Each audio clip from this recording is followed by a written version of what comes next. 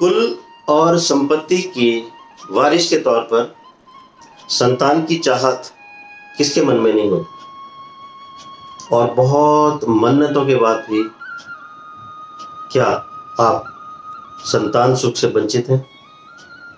नमस्कार दोस्तों, मेरा नाम महेश कुमार केशव है और एक बार फिर से मैं आपका हार्दिक स्वागत करता हूं अपने YouTube चैनल astrospecies.com में। जी हाँ, क्या आप भी संतान सुख से वंचित हैं? तो आपके लिए ये वीडियो है। हम जानेंगे कि संतान सुख में बाधा कहाँ से उत्पन्न होती है। बिना ज्योतिष के ज्ञान से आप अपनी पत्रिका के माध्यम से ये देख पाएंगे कि क्या कारण है जिससे बार बार प्रयास और मन्नतों के बावजूद भी हम संतान सुख क्यों नहीं प्राप्त कर पाते। तो जैसे कि आपको पहले भी प्रत्येक ग्रह के बारे में मैंने बताया था, तो आपकी कुंडली का जो पंचम भाव है वो संतान सुख देने वाला घर या सुख ना देने वाला, दोनों तरह से आप इसको पढ़ें। इसी घर से संतान की प्राप्ति होगी या नहीं होगी, दोनों के कारण यहीं से आते हैं। तो पंचम भाव का स्वामी अगर आपकी कुंडली के अंदर, ये आपका लगन है प्रथम भाव, और ये पंचम भाव चाइल्ड का हाउस है, और इसका स्वामी अगर छठे में, आठवें भाव में कुंडली के या चंद्र कुंडली के या 12वें भाव में अगर बैठते हैं तो ये अपने भाव के सुख की कमी करता है। और इसी में एक और जो ऐड होता है वो हाउस है फोर्थ हाउस। जी हाँ, इसको मैंने ब्लू कलर से क्रॉस किया है। ज्योतिषीय गणना में कोई भी ग्रह अपने घर से 12वें घर में अगर बैठता है तो उसके फल को क्षीण करता है, कम करता है। तो यदि आपकी कुंडली में भी 4, 6, 8 और 12 भाव में पंचम भाव का स्वामी पंचमेश अगर बैठे हैं तो ये एक कारण है। इसके अलावा दशा, अंतर्दशा, पाप ग्रहों का प्रभाव और गोचर, ट्रांजिट जो विशेषता है इसके लिए बहुत महत्वपूर्ण होते हैं। शनि महाराज और गुरु की पंचम पंचमेश के ऊपर दृष्टि या उनके साथ किसी तरह का संयोग अगर बनता हो तो ये कारण भी देखे जाते हैं। लेकिन मैं मूलतः आपको एक छोटा सा आसान तरीका आपको समझाने की चेष्टा कर रहा हूँ। तो ये कारण है। इसके अलावा जाने अनजाने में कुछ ऐसे वास्तु दोष हम स्वतः अपने घर में बना देते हैं।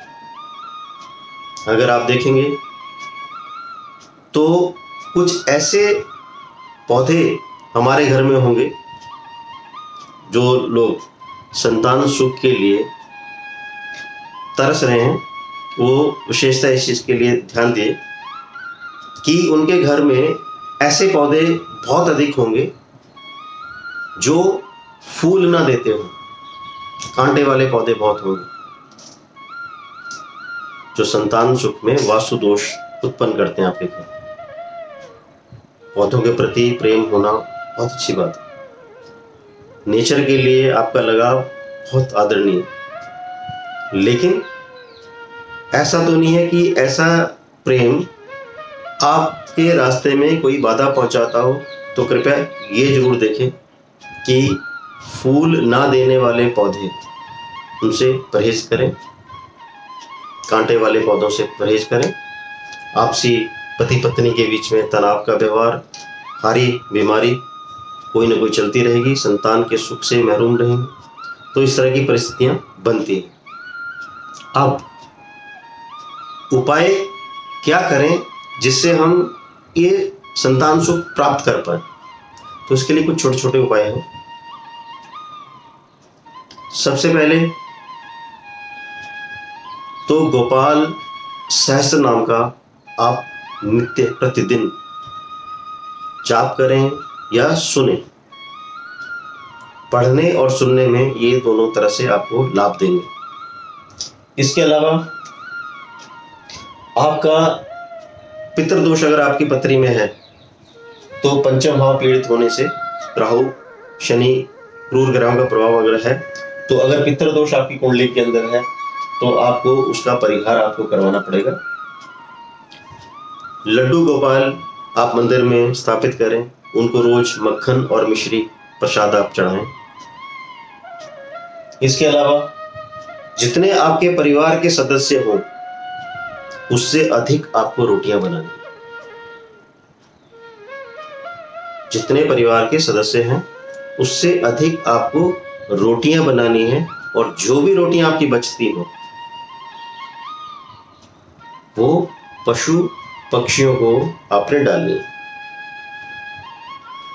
इसमें तो यह भी माना जाता है कि जो स्त्री संतान की कामना करती है वो अपने भोजन में से जो उसके हिस्से का भोजन है उसका आधा भोजन उसको गाय को खिलाना चाहिए। गाय और बछड़े से प्रेम, जिस गाय ने बछड़ा दिया है उस गाय और उस बछड़े से प्रेम, उसकी सेवा उनको करनी चाहिए। इससे उनको बहुत लाभ होगा। और इसके अलावा जब अगर ये सुख की कामना अगर आपको करनी है तो याद रखिए कि शयन कक्ष में पत्नी को अपने पति के लेफ्ट साइड में ही सोना चाहिए। ये एक नियम उनको बनाना चाहिए। और इसके अलावा एक फूल आता है जिसका नाम है गुड़हल। गुड़हल नाम का एक फूल है। संतान की कामना करने वाली स्त्री को 90 दिन तक इस फूल का खाली पेट इसको खाना होगा। अगर ये उपाय अगर आप करते हैं और जीवन में सकारात्मक रवैया आप रखते हैं, प्रसन्नचित्त रहते हैं, तो यकीन मानिए आपकी मानसिक शक्ति में बहुत बड़ी ताकत है किसी भी घटना को घटते हुए और बनाते हुए देखने की। तो आशा करता हूं कि इस छोटे से वीडियो से आपके जीवन में कोई परिवर्तन आ पाए। जो उपाय, जो रेमेडीज मैंने आपको बताई, अगर उसका पालन करने से अगर आपके जीवन में, आपकी बगिया में कोई नन्हा फूल इस तरह से खिलता है तो उस परमपिता परमात्मा का बहुत बहुत धन्यवाद होगा कि मेरे को ये मैसेज आप तक पहुंचाने के लिए कोई माध्यम बनाया।